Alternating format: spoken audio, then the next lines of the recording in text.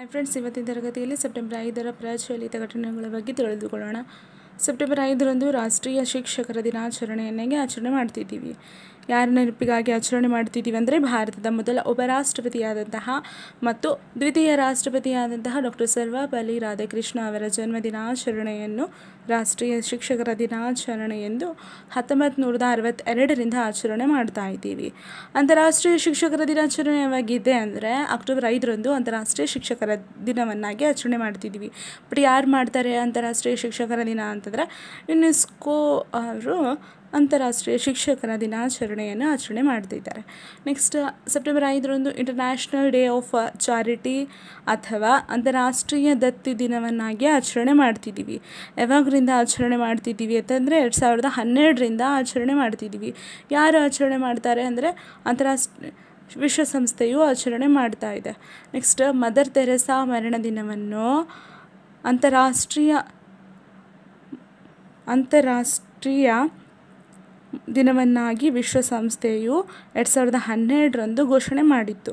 Okay, mother Theresa ಅವರು ಮರಣವನ್ನು September 5, 1997ರಂದು ಮರಣವನ್ನು ಒಪ್ಪಿದ್ರು. ಈ ದಿನವನ್ನು ಇಂಟರ್ನ್ಯಾಷನಲ್ ಡೇ ಆಫ್ ಚಾರಿಟಿಯನ್ನಾಗಿ ಆಚರಣೆ ಮಾಡ್ತಿದ್ದೀವಿ. ನೆಕ್ಸ್ಟ್ ತೆಲಂಗಾಣದಲ್ಲಿ ಸ್ಥಾಪನೆಯಾಗಬೇಕಾಗಿದ್ದಂತಹ ಕೇನ್ಸ್ ಸೆಮಿಕಂಡಕ್ಟರ್ ತಯಾರಿಕಾ ಮತ್ತು ಚಿಪ್ ಜೋಡಣಾ ಘಟಕವನ್ನು ಕೇಂದ್ರ ಸರ್ಕಾರ ಗುಜರಾತ್ಗೆ ಸ್ಥಳಾಂತರಿಸಲು ನಿರ್ಧರಿಸಿದೆ ಅಂತೆ.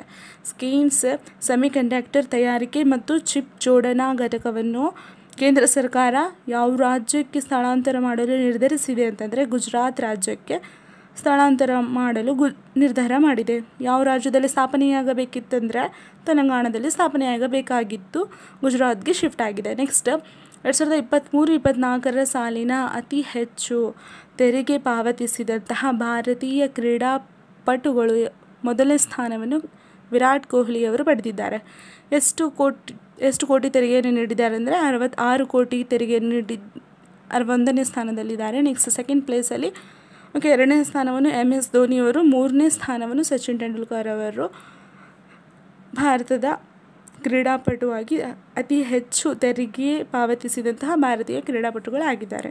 ನೆಕ್ಸ್ಟ್ ಇತ್ತೀಚೆಗೆ ಉಕ್ರೇನ್ ದೇಶವು ತನ್ನ ಮೊದಲ ಬ್ಯಾಲಿಸ್ಟಿಕ್ ಕ್ಷಿಪಣಿ ಹ್ಯಾರಿಮ್-2 ಅನ್ನು ಯಶಸ್ವಿಯಾಗಿ ಪರೀಕ್ಷಿಸಿದಂತೆ.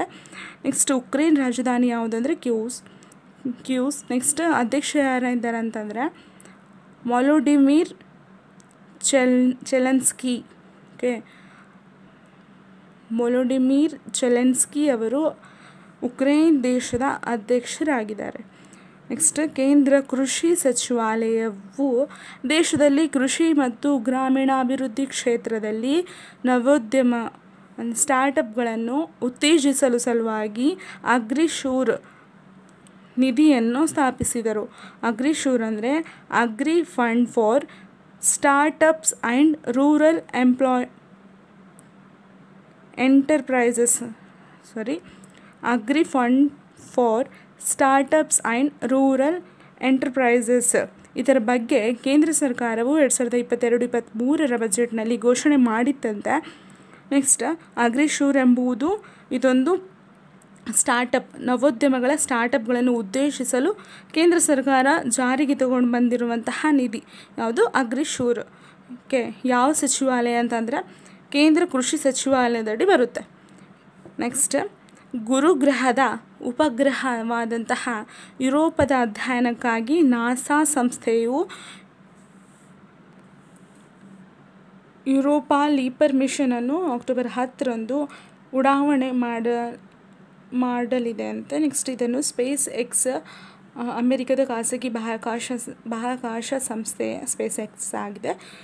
ಇದಕ್ಕೆ ಸೇರಿದಂತಹ ಫಾಲ್ಕೋನ್ ಹೆವಿ ಉಡಾವಣಾ ವಾಹನದ ಮೂಲಕ ಉಡಾವಣೆ ಮಾಡಲಾಗುತ್ತದೆ ಅಂತೆ. ನೆಕ್ಸ್ಟ್ ಯಾವಾಗ ಮಾಡ್ತಿದ್ದೀವಿ ಅಂತಂದರೆ ಉಡಾವಣೆ ಮಾಡ್ತಿದ್ದೀವಿ ಅಕ್ಟೋಬರ್ 10ರಂದು ಉಡಾವಣೆ ಮಾಡಲಾಗುತ್ತದೆ. ಯಾರು ಮಾಡ್ತಾ ಇದ್ದಾರೆ? ನಾಸಾ ಸಂಸ್ಥೆಯು. ನೆಕ್ಸ್ಟ್ ಅಮೆರಿಕದ ಖಾಸಗಿ ಬಾಹ್ಯಾಕಾಶ ಸಂಸ್ಥೆಯ ಉಡಾವಣಾ ವಾಹಕದ ಹೆಸರು ಫಾಲ್ಕನ್ ಹೆವಿ. ಯಾವ ಸಂಸ್ಥೆಯು ನಾಸಾದ ಯುರೋಪಾ ಎಲಿಪಿರ್ ಮಿಷನ್ ಅನ್ನು ಉಡಾವಣೆ ಮಾಡ್ತಿದೆ.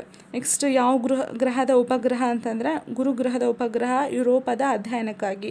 ಯುರೋಪ್ ಎಂಬುದು ಗುರುಗ್ರಹದ ಉಪಗ್ರಹವಾಗಿದೆ. ಇದರ ಅಧ್ಯಯನಕ್ಕಾಗಿ ನಾಸಾ ಸಂಸ್ಥೆಯು ಅಮೆರಿಕದ ಖಾಸಗಿ ಬಾಹ್ಯಾಕಾಶ ಸಂಸ್ಥೆಯಾದಂತಹ ಸ್ಪೇಸ್ ಎಕ್ಸ್ ಅವರ ಉಡಾವಣಾ ವಾಹನದ ಮೂಲಕ ಉಡಾವಣೆ ಮಾಡಲಾಗುತ್ತೆ. ಸ್ಪೇಸ್ ಎಕ್ಸ್ನ ಉಡಾವಣಾ ವಾಹಕದ ಹೆಸರು ಫಾಲ್ಕನ್ ಹೆವಿ. ನೆಕ್ಸ್ಟ್ ಯಾವುದು?